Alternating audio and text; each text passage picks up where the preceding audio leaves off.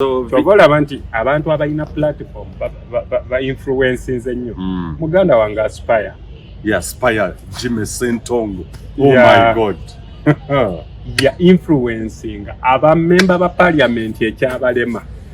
Bana abatuwoganira Aspire Asinga parliament yaffe yonna. Yonna ng'ogigasse wamu. Aspire Jimmy Sentongo professor ne tukwebaza oyo omusajja. Oyo Dr. Chanyi alaze ekyokulabirako nti ba professor balina kukola ekyo. Kati ate eyo ba professor twali tumanyi nti balina kubeera mu masomero mu matayi. Naye omusajja omu yayimirira n'aleeta cause ne tutandika exhibition kati saawa zino enguudo zonna ez'omu Kampala bali muzigira bali muzikola gwa Aspire. Negomanyi Aspire okuvaayo mu wiiki emu nga tenagwa president n'abonaga bano obumbi mukaaga mu releasing enguudo bazikola. Alabye ne mutabani wa Museveni ng'atandise ozitambulamu. Oyo noomyate anti lwa Aspire singa siye singa wabakyali mu birthday rack omukulu osaagana muteeka mu mboozi zaffe tugende mu maaso.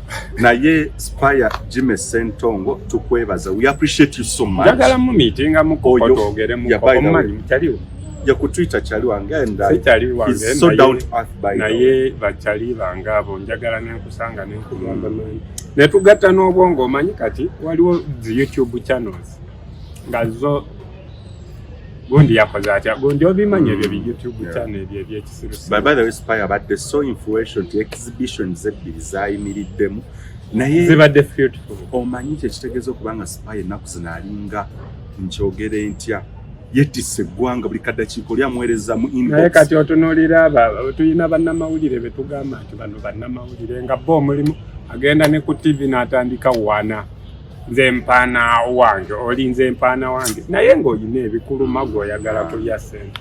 Batumaliddemu nze by the way ne mainstream egenda efa era mujja tusanga eno koze n'oyogera ekintu ekiri unfiltered uncensored unedited nga bwe kiri olina okukyogera naye wali buli woyogera lwaki oyogera bwotyo TV license tugitwala.